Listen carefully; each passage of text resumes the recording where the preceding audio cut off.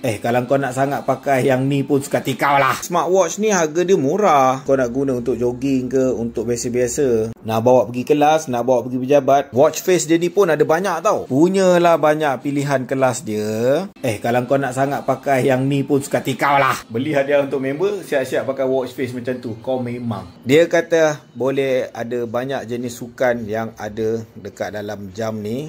Termasuklah outdoor run, outdoor walk, lagi apa, indoor walk, sampailah tadi aku ada tengok pool swim. Waterproof dia kata IP68, artinya boleh buat untuk berenang. Tetapi untuk aku, kalau lah sebagai macam orang macam aku yang suka berenang, aku tak recommend beli jam yang murah untuk berenang. Sebab biasanya jam untuk berenang ni harga dia hardcore sikit geng. Sebab waterproof dia tu nak tahan lama.